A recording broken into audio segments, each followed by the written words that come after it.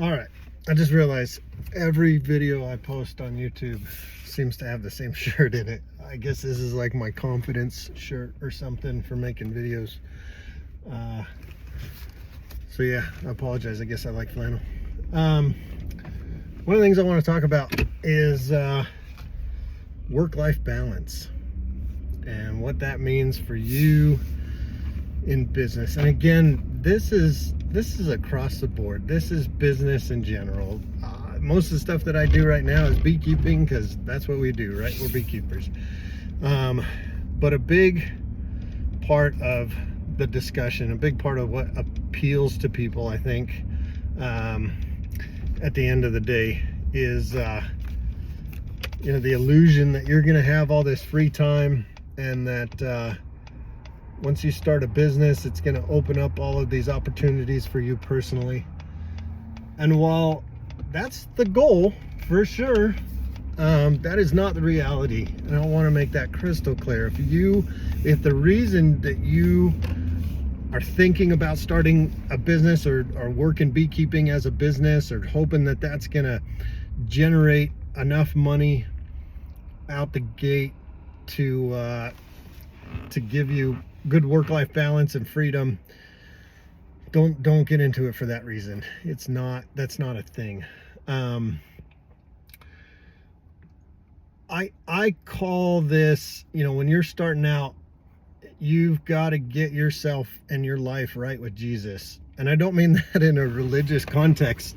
I mean that from the standpoint that, if you currently have an out of control addiction to alcohol, or you have an addiction to spending money and you can't control a budget, or I don't know, maybe you can't get out of bed until 2 o'clock every afternoon for whatever the reason. Maybe you suffer from really severe depression. Those are all things that you have to get right before you can jump into this, because this will consume every single aspect of your life. It will. There's no other way to do this. Again, we're not talking about being able to buy yourself a job, because if you're independently wealthy, 100%, you can buy yourself a business tomorrow.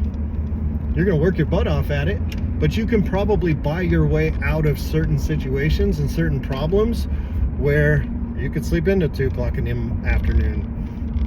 Or you could go on a massive bender and get completely trashed and wasted this weekend and not show up to work for 2 or 3 days. You can buy yourself out of those situations. That's not us, and that's not what the channel is about. That's not what I want to discuss. That's not what I'm putting forth.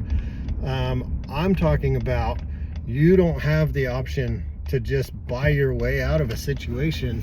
You basically have to buy yourself the ability to earn money. You have to do that through hard work and labor. And so what does that look like? That non-work-life balance means that if you're married, you have to sit down with your spouse and you have to have a really serious conversation. You have to say, look, these are the realities that we're facing coming into this for the next 3 to 5 years. We're going to start from the ground up, and I'm going to work every opportunity I possibly have, and we're going to skip vacations, and we're going to skip conferences, and we're going to skip the fun parts of life in the hopes, there's no guarantee, but in the hopes that at the end of all of this, we have some sort of financial security and we're able to do something we're passionate about and we love. And you'll find that the hard parts become something that you love. The difficult challenge of, like I said, getting up at midnight to go help somebody move bees, or staying up till midnight to help somebody move bees, becomes enjoyable. It's not hard anymore. It's part of the passion. It's part of what you love doing. It's those interpersonal relationships that you get to build with your community. Those things become enjoyable. That becomes just as enjoyable as maybe the vacation to Hawaii. That's the trade-off. That's what we enjoy. That's what feeds our spirit, and we continue to grow off of that. So those are the things that I really want to make clear. Is, again, you're gonna sell your soul for the first 3 to 5 years in every capacity to earn whatever little bit of money you possibly can, and that money's going to get reinvested back into your business, every single dollar and dime. I have a good friend who asked me, hey, if I handed you $100,000 right now, what would you do with it? And this was when we were first starting out. And I told him, I said, I'd turn around and I'd invest it in bees. I'd buy more bees. I'd buy boxes. I'd buy equipment. I'd buy a bigger extractor. I'd reinvest it back into the business. And, you know, he found that interesting in the sense that we were doing well. And I could have said, I'm going to go buy a Porsche, or I'm going to buy a boat, or I'm going to spend it on something frivolous. But that's the reality of businesses. Even when you're doing well, even when you have a little bit of extra, anything that comes in gets reinvested back into the business, and you have to be laser focused on that. And you can't second guess it, and you can't begrudge it when you're broke and you don't have any more money, and you just went out and you bought something you know you need for the business, even if you know you need it in 3 months and it was a good deal. For instance, we just purchased a clean in place rig. So a clean in place CIP rig for our honey production studio, where we bottle. As we scale our equipment, it gets bigger and bigger.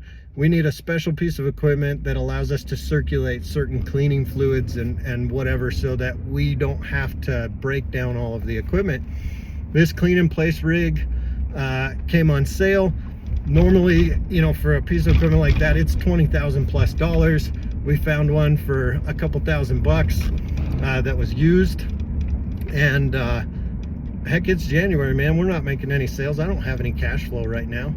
And so I bit the bullet and I spent the money, even though I don't have it. And I'm not even going to need this piece of equipment probably for the next year. But it was a great deal. So we went and bought it. We went and purchased it.